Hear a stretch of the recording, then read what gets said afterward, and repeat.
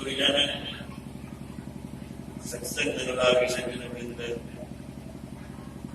पूज्य माताओं बहनों,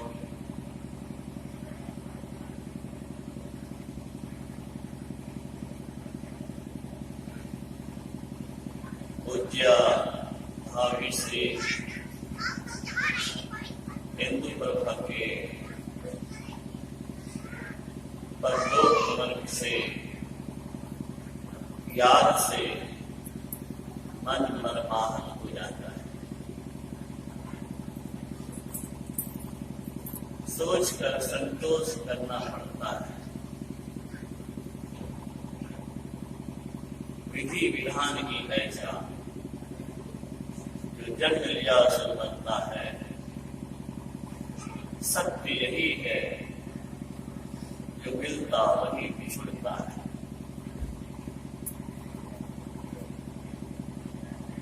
अपने आवास पर मधेपुरा में भी बहुत श्रद्धा भक्ति से सत्संग का आयोजन की थी।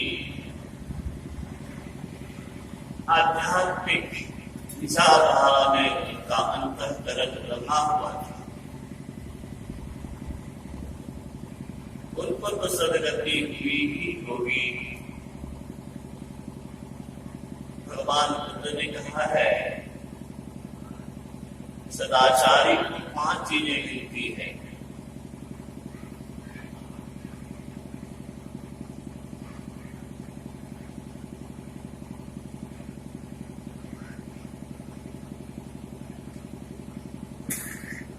संसार में श्रेयस्ता है,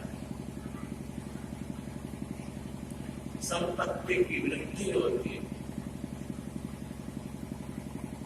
जहां कहीं कुछ बोलते हैं उनके वचन का प्रभाव होता है। मरण कर होता है, मन को प्रांत का निगम।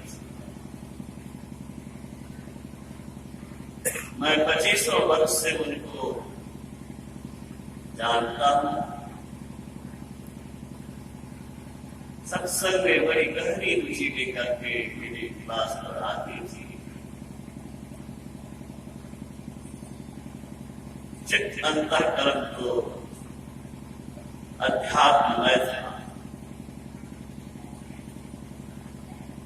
जो 5 चीजें मिलने की है वो 5 चीजें उनको उपलब्ध मैं मानता हूं। अवश्य ही अच्छी गति में गई हैं, तथापि मैं आराध्य देव से निवेदन करता हूं उनका का प्यार संरक्षण मिले।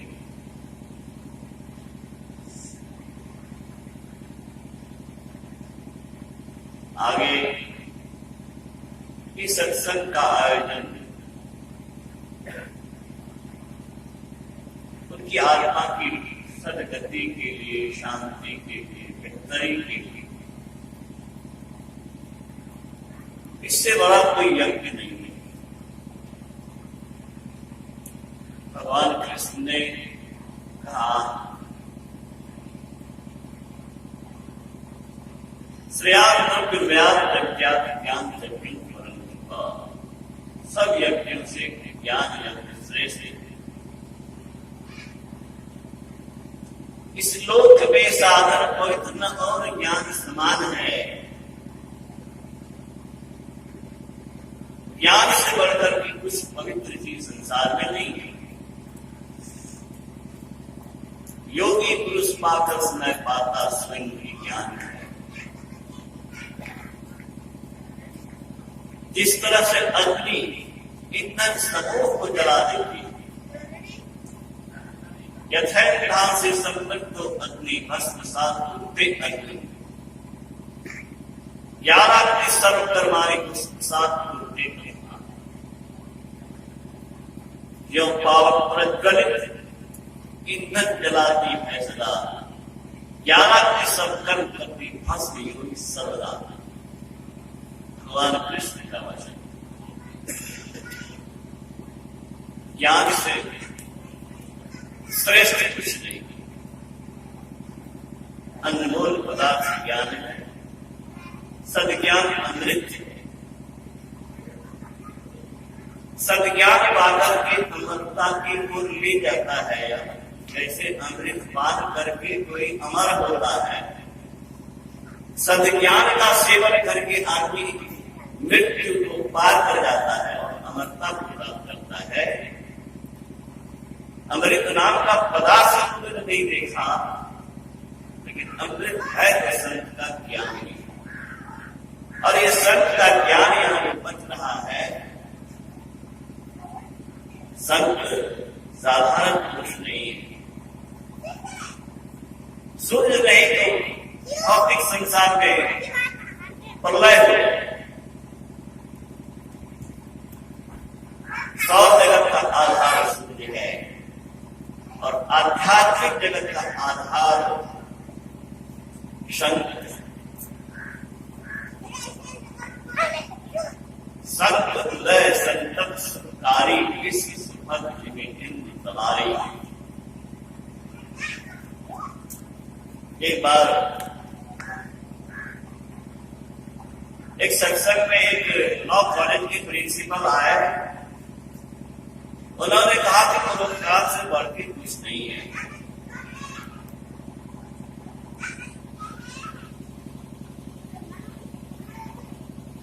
मेरी बारी जब आई तो मैंने कहा, बहुत अच्छा भी लॉ कॉलेज के प्रिंसिपल ने कहा कि परोपकार से बढ़कर कुछ नहीं है। परोपकार है क्या? उपकार है कितने? सबसे बड़ा उपकार क्या है? यह विचार नहीं होता है।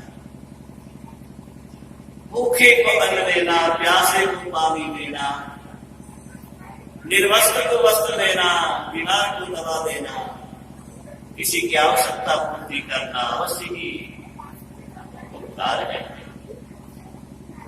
लेकिन एक उपकार ऐसा उपकार है जिस उपकार की कोई सानी नहीं, उसका कोई मुकाबला नहीं। वह उपकार क्या है? वह उपकार है किसी जीव के सारे दुखों को सदा के लिए खत्म करके मुक्त करा देना, नित्यानंद ब्रह्मानंद प्राप्त करा देना कि फिर कभी उसके पास दुख पहुंच न सके। अभाव, परेशानी, उलझन, संकट आवे ही नहीं जीव के पास। इससे बड़ा कोई विकार हो सकता है क्या? जीवत्व मिट जाए, शिवत्व की प्राप्ति हो जाए, जीवत्व मिट जाए, ब्रह्मत्व की प्राप्ति हो जाए, जीव ईश्वर मिलकर के ईश्वर हो जाए, इससे बड़ा कोई काम भी नहीं और इससे बड़ा कोई विकार भी नहीं। और ये काम इस सद्ज्ञान से ही होगा, संत के ज्ञान से ही होगा। और ये सद्ज्ञान रूपी अमृत बांटने का काम तो सुरेंद्र बाबू, आदरणीय सुरेंद्र बाबू ने, बड़े भाई हमारे श्रद्धेय सुरेंद्र बाबू ने किया। मैं बहुत बहुत बधाई करता हूं। अन्नदान तो आज खाएंगे, कल समाप्त, और कौन नहीं खाएंगे? सब खाते ही रहते हैं। ईश्वर की ऐसी दया है, क्या वो अन्न की कभी कम से कम भारत में नहीं देखती है? हम लोग देखे थे 65 में, 70 में, 55 में, 57 में क्या परेशानी हुई थी, अन्न का कमी थी। अब तो अन्न की कहाँ कमी है? अब तो लगता है सद्ज्ञान की ही कमी है, सत प्रवृत्ति की कमी है। और ये चीज तो सत्संग से ही होगा और संतों के विचार को आत्मसात करने से ही होगा। इसलिए आज की परिस्थिति में सबसे ज्यादा किसी चीज की आवश्यकता है तो संतों के ज्ञान को फैलाने की। संतों का ज्ञान जो है वो प्रकाश स्वरूप है। अभी अपने गोस्वामी तुलसीदास जी के शब्दों को सुना, उसमें आया कि जैसे सूर्य अंधकार को दूर करता है, वैसे ही सदगुरु का ज्ञान जो है वह अज्ञान रूपी अंधकार को दूर करता है। और अज्ञान ही सारे दुख का कारण है। हम आप अगर दुखी हैं, इसके पीछे अज्ञान है। गुरु महाराज कहते हैं, आसार कार अंधार घट में जाते दुख अपार है, गुरु कृपा से भेद लेगी तम थोड़ी दुख निभाइए। दुख का कारण क्या है? दुख का कारण अंधकार है। कहीं का अंधकार कहाँ है? या तो रोशनी है, सूर्य की रोशनी में पूरा प्रकाश नहीं है। सूर्य की रोशनी में जड़ पदार्थ दिखता है, सड़ने वाला पिछने वाला पदार्थ दिखता है, असली कहां दिखता है? असली क्या है? असली शरीर नहीं है। असली शरीर को चलाने वाला है, वह नहीं दिखता, उसका भविष्य नहीं दिखता, उसका भूत नहीं दिखता। इस सूर्य के प्रकाश में, इसलिए सूर्य के प्रकाश में अंधेरा है। इस अंधेरा को जो दूर कर लेता है आत्म प्रकाश के द्वारा, गुरु की युक्ति से, साधना के द्वारा, अभ्यास के द्वारा अंतर प्रकाश जो पाता है वह अद्भुत सुख पाता है। तो महाराज कहते हैं अद्भुत अंतर की डगरिया जा पर चल कर प्रभु मिलते हैं। प्रभु भी मिलते हैं, ये तो दुनिया में कई चर्चा सुनने को मिलेगी। ये तो संत के दरबार में आप आए हैं और संत की वाणी सुन रहे हैं कि मिलने की बात भी मिलेगी। अद्भुत अंतर की डगरिया जा पर चल कर प्रभु मिलते हैं, ईश्वर मिलते हैं। और जानिए एक बात, बड़ी बात क्या, ईश्वर मिल गए तो कुछ आप पे ईश्वरत्व आ जाएगा। लोहा जब चुंबक पे सटता है तो लोहा लोहा नहीं रहता है, लोहा चुंबक बन जाता है। यह जीव जब ईश्वर को जान लेता है तो यह जीव जीव नहीं रहता है, यह जीव ईश्वर हो जाता है। ये भारतीय दर्शन हमारे ऋषि मुनि ने जिस ज्ञान के बदौलत विश्व में वैदिक संस्कृति का झंडा फहराया और भारत विश्व गुरु बना, वह यही ज्ञान है कि जीव भक्ति करके ब्रह्म बन सकता है। बंधन खत्म हो जाता है, लाचारी, अभाव, परेशानी, संकट, मृत्यु सब भाग जाता है, नित्यानंद आनंद पाता है। ये रास्ता हमारे ऋषियों ने, मनीषियों ने, तपस्वियों ने, ऋषियों ने बड़ी तपस्या करके, अंतर साधना करके, इस शरीर को प्रयोगशाला बना करके साक्षात्कार किया। तो महाराज के शब्द को सुनाओ। 18 मार्च 1972 ईस्वी को अखिल भारतीय महाधिवेशन के अवसर पर कहने की कृपा की। जो कुछ तुम देखते हो आज संसार में चमत्कार, वह वैज्ञानिक की खोज का परिणाम है। वैज्ञानिकों के खोज का परिणाम है कि अमेरिका में मित्र है, यहाँ बात कर रहे हैं, जिसे सामने में बात कर रहे हैं, वीडियो कर रहे हैं। किसका किसकी देन है? ये विज्ञान की खोज का चमत्कार है। आराध्य देव ने कहा, मैंने भी खोज की। क्या खोज की? खोज करते करते वहां पहुंचा जहां जाने से ईश्वर का साक्षात्कार हो जाए। करोड़ों सूर्य से ज्यादा चकमक है, लेकिन उसमें गर्मी नहीं है, उसमें शीतलता है। मन शांत हो जाता है, जैसे पानी जम करके बर्फ हो जाता है, ऐसे ये मन शांत हो जाता है। इधर शांति कहां? इधर संसार तो अशांत है, परिवर्तनशील है, विनाश की ओर हम हर चीज गतिशील है। गुरु महाराज ने कहा, इससे आगे खोज हो सकती है? कोई कहे ये खोज की बात करना बुद्धिहीनता है। ईश्वर अनंत है, अनंत का साक्षात्कार जिसने कर लिया, अनंत के बाद कुछ हो कैसे सकता है? हम लोगों का ये अहोभाग्य है इस मधेपुरा जिला का कि मधेपुरा जिले की धरती पर की ग्वालपारा प्रखंड में फक्सी श्याम मजुआ टोला में 20वीं सदी के महान संत का अवतरण हुआ। साथ जगह लेकर के आए लोग परीक्षा हॉल में अच्छे अंक और अच्छी भविष्य की कल्पना लेके जाते हैं, लेकिन उन्होंने लिख दिया परीक्षा हॉल में जीवन मंदिर को भव्य बनाना है। मंदिर ईंट से बनता है, ईंट मजबूत होगा तो मंदिर मजबूत होगा। जीवन मंदिर कैसे मजबूत, भव्य, आकर्षक और सुखदायी होगा? इसका रास्ता गुरुमहाराज ने मैट्रिक की परीक्षा में ही लिख दिया कि प्रत्येक दिन के सुकर्म और कुकर्म रूपी ईट से भवन भव्य या कमजोर होता है। ईश्वर भजन से कोई श्रेष्ठ कर्म हो नहीं सकता। इसलिए ईश्वर भजन के कर्म रूपी ईट से जो मंदिर बनेगा वह भव्य आकर्षक सुखदायी होगा। आराध्य देव ने कहने की कृपा की। सत्संग हम इसलिए करते हैं कि भला हो। जो अपना भला नहीं करेगा वह दूसरे का भला क्या करेगा। आपके हमारे सामने आपके हमारे संबंधी तड़प करके बीमारी से छटपटा करके मर जाते हैं, क्या कर पाते हैं। लेकिन हम लोगों ने हमारा आराध्य देव की शक्ति को देखा है, सुना है, समझा है, बड़ी दीख से देखा है। जब कोई संकट आता है, विपत्ति आती है, तो मैं इन्हीं के चरणों में गिर गिराता हूँ और एक बार नहीं कितनी बार कितनी की आपदाएं दूर की है। मैं अपने बच्चे से अपने परिवार से कहता हूँ कि मैं दुख में पड़ता हूँ तो जिनके सामने रोता हूँ तो मैं उनके लिए दूंगा कि दूसरे चीज के लिए दूंगा। अब मुझे उसी के लिए नहीं दो। जब लक्ष्य मेरा वही बन गया और मैं मांगता हूँ और आप लोग ज्ञान लीजिए, समझ लीजिए, विचार लीजिए। दुख में किसी की औकात नहीं है कि किसी के दुख को बांट ले। मृत्यु को बताना तो दूर की बात, दुख भी हम आप नहीं बांट सकते किसी का। लेकिन जब आप अपनी आत्मशक्ति को जागृत करें, गुरु की कृपा लेकर के, का सानिध्य लेकर के, इनकी साधना पद्धति से लेकर के सृष्टि का शासक ये चीज बन सकता है। जो दरिद्र है वह किसी को राजा बना सकता है।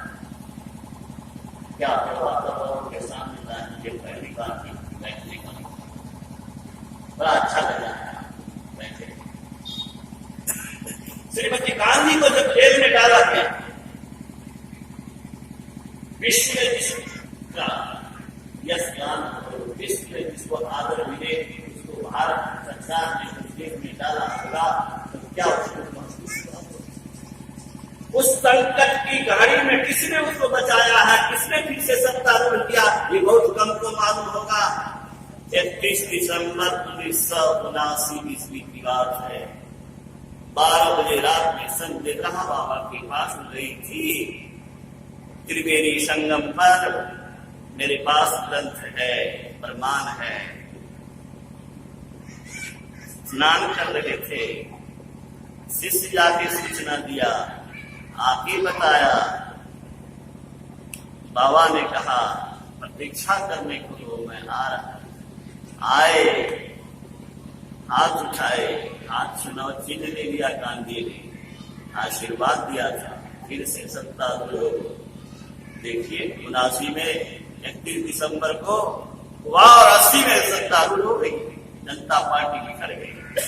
संकट और विपत्ति से रक्षा करने में कोई अगर समर्थ है, किसी के दुर्भाग्य को सौभाग्य में बदलने की क्षमता है, मर्त्य जीवन से अमर जीवन देने की अगर क्षमता है, वह संत में है और किसी में नहीं है। और वो शक्ति आती है इस अद्भुत अंतर की डगरिया पर चलने से। अद्भुत अंतर की डगरिया पर चलकर प्रभु मिलते। लेकिन कैसे मिलते? दाता सतगुरु धन्य धन्य जो राह लखा दे। अगर आपने ये रास्ता नहीं जाना, नहीं सुना, तो यकीन कीजिए कि आपने कुछ नहीं पाया। मनुष्य शरीर में जो पाना चाहिए था वो पाने का रास्ता भी आपने नहीं पाया।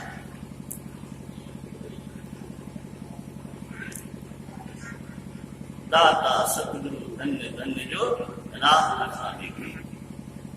आगे चलत पंथ सुख पोत महा है, जहां अधर चलते अमृत ध्वनि की नौबत चाहत पर भागी सुनते।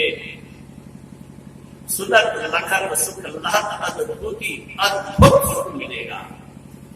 ये महाराज करते हैं। ऐसा अवसर मिलेगा गुरु के ज्ञान से, गुरु की युक्ति से। मत खोइए, यही निवेदन मैं करने के आया। मैं तो समझ ही लिया हूँ और आपको सुना भी दिया हूँ कि मैं समझ लिया हूँ कि मुझे जीना है तो गुरुदेव के लिए जीना है, गुरुदेव की प्रसन्नता के लिए जीना है। गुरु के आदेश में रह करके जीना है, नहीं जीना है तो चल देना अच्छा है। उपाघाट से बाबा है, इनको सुनिए श्री श्री महाराज।